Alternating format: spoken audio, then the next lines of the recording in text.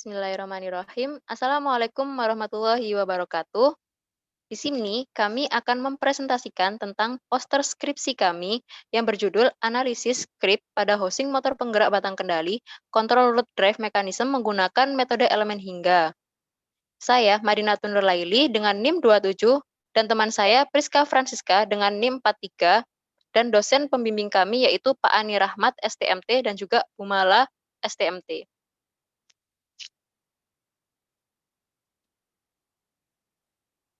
Latar belakang dari penelitian ini, di Indonesia, pertumbuhan sektor industri, khususnya jasa dan konstruksi, memicu peningkatan kebutuhan energi listrik. Dalam catatan Kementerian ESDM, pencapaian bauran energi baru terbarukan hingga Juni 2020 masih kecil, yaitu 9,15% dari target sebesar 23% yang ditetapkan oleh RUEN atau Rencana Umum Energi Nasional pada tahun 2025. Pemanfaatan energi nuklir dalam pembangkit listrik dikembangkan sebagai usaha penyediaan energi listrik terbarukan. CRDM mempunyai peran yang penting untuk keselamatan operasi dan mengatur daya dari reaktor nuklir itu sendiri.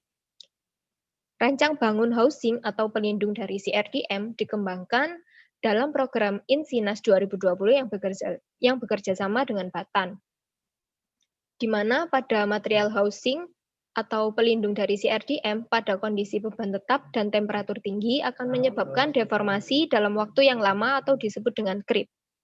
Nah, creep sendiri dapat mengakibatkan berkurangnya umur pakai atau kegagalan dalam material.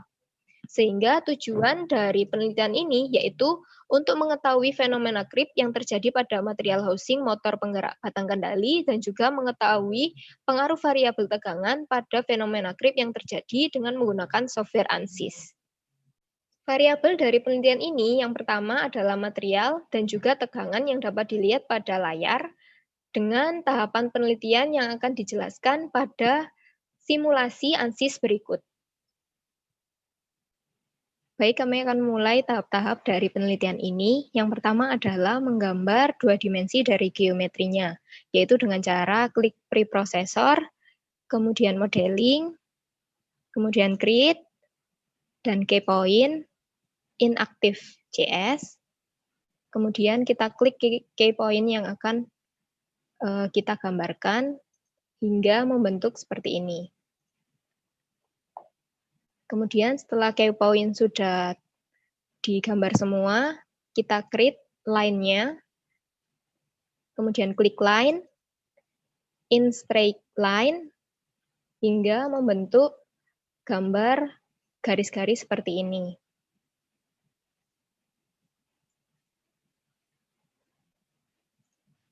Setelah gambar dua dimensi didapatkan, kemudian kita klik pre-reference, di mana di sini kita harus mencentang struktural dan thermal. Karena di sini yang kita ingin analisis adalah struktural dan juga thermalnya. Sehingga kita klik keduanya. Kemudian di OK. Setelah itu kita meshing, di mana kaidah meshing sendiri adalah garis yang berhadapan-hadapan harus di-mesh sama besarnya. Saya akan mencontohkan. Kita klik mesh tool, kemudian line, dan set.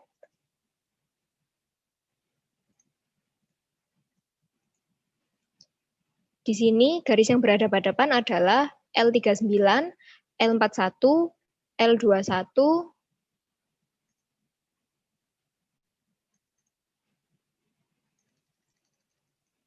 L42, L23, dan seterusnya. Sehingga kita harus memesh garis yang berhadapan-hadapan tersebut sama besar.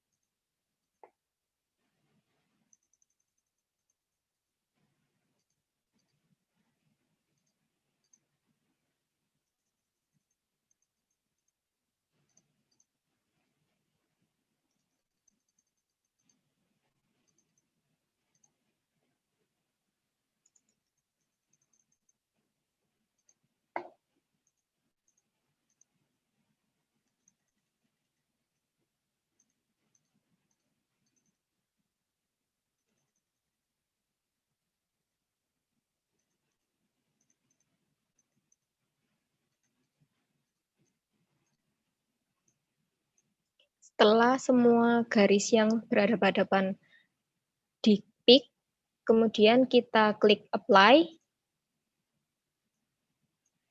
Nah, di sini garis yang berhadapan-hadapan harus di-mesh sama besar. Di sini saya ingin memesh garis tersebut sebesar 4. Kemudian di OK. Nah, di sini tampak garis putus-putus, di mana hal ini menunjukkan bahwa garis tersebut sudah di-mesh dengan nilai yang saya ketikkan tadi. Kemudian kita lakukan hal yang sama dengan garis yang berhadapan-hadapan atas bawah, yaitu L1, L20, kemudian garis sebelahnya juga.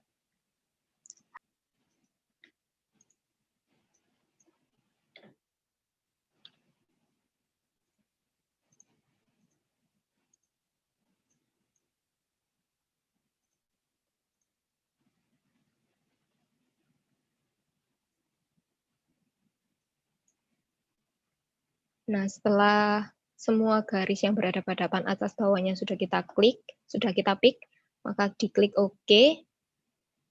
Kemudian kita klik Mesh Tool lagi.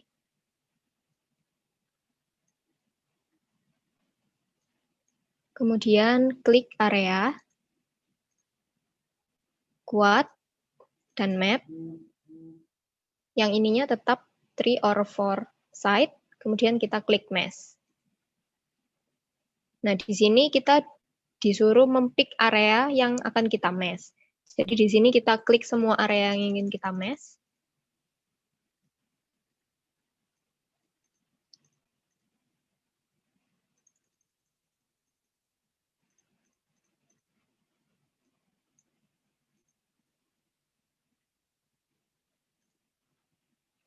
Nah, di sini sudah terlihat tampilan dari gambar 2 dimensi yang sudah di-mesh.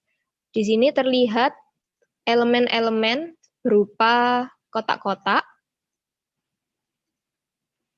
Baik, setelah tahap meshing selesai, kita langsung ke tahap extrude, yaitu di modeling, operate, extrude, elemen extrude option. Karena nanti gambar 3D-nya itu akan menggunakan Solid 70, maka kita klik Solid 70. Kemudian kita akan kita mesh 20 bagian. Oke. Kemudian ke area. Jadi kita extrude setiap areanya. Kita klik setiap area.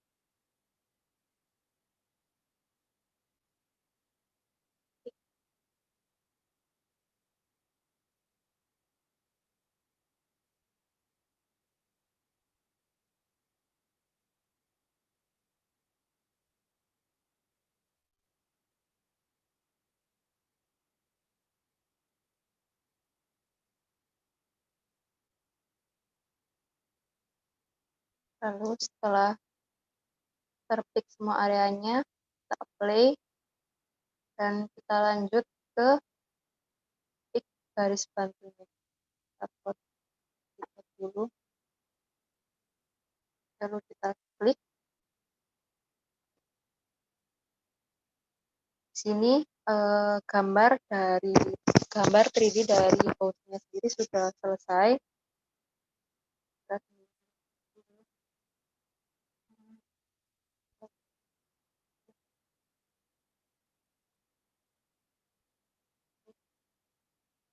Ini sudah selesai, lalu kita ke tahap pembebanan thermal.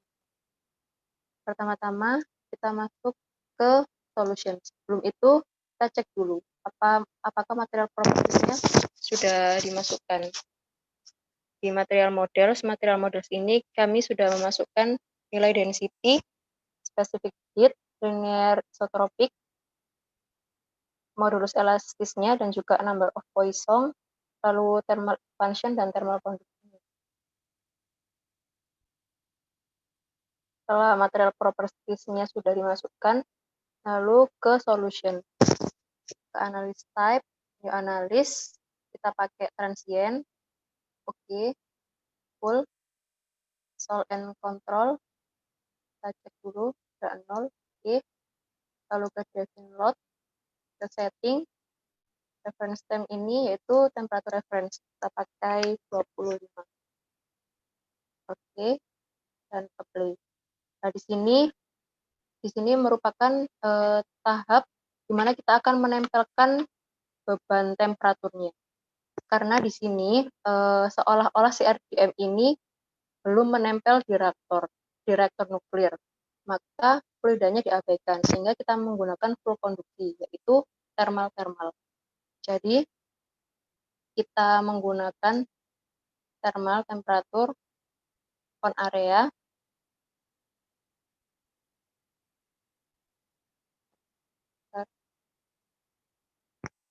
Ini adalah tahap yang paling susah karena harus berhati-hati untuk menempelkan beban.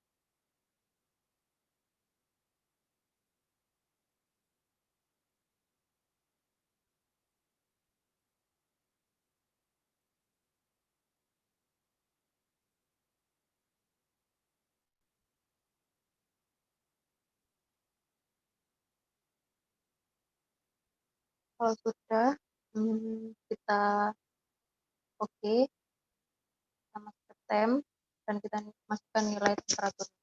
Jadi untuk area dalam temperaturnya itu 60. Kita oke. Lalu di luarnya kita juga tempelkan pembubanan thermal juga.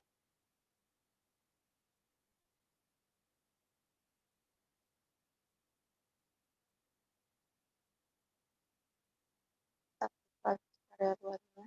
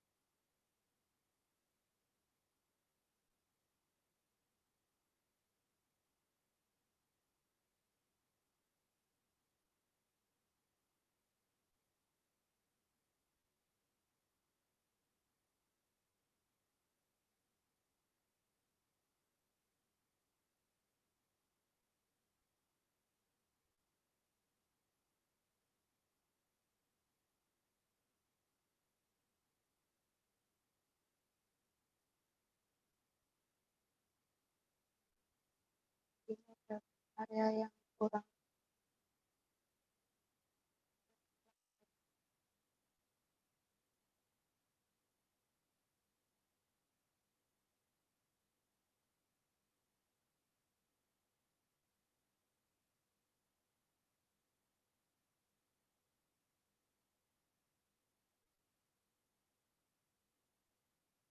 Baik, sudah terfix semua. Kita oke. Kita masukkan temperatur luarnya yaitu 298. Ini pakai Celsius. Kita oke. Kemudian kita masuk ke load step option yaitu ke output CTRL, solo print out, kita pakai all item dan every substep. Oke. Lalu grafik solo track-nya kita on kan. Kemudian ke temp frequent, temp and source type. Number at n-nya karena masih pertama yaitu 1, dan number of substep ini yaitu dalam 1 detik itu kita mau berapa iterasi. Di sini saya masukkan 2 dulu, kemudian oke, dan write ls file 1, oke.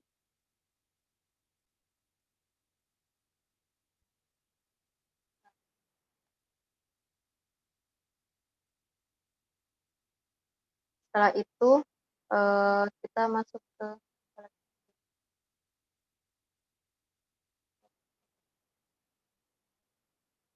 solve from ls.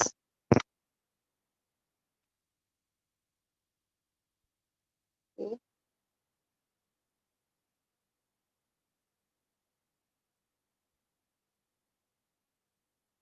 Dan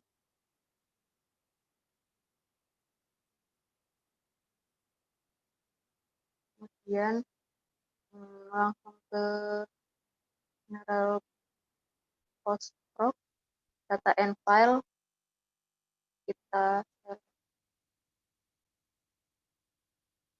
script hostingnya eth open, oke, lalu read the result,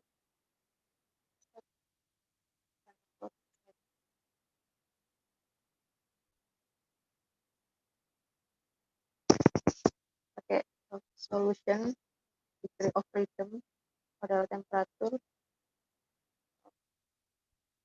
Nah, di sini sudah sampai tahap pembebanan thermal, di mana di sini terbaca bahwa temperatur luar atau luar dari housing ini yaitu 298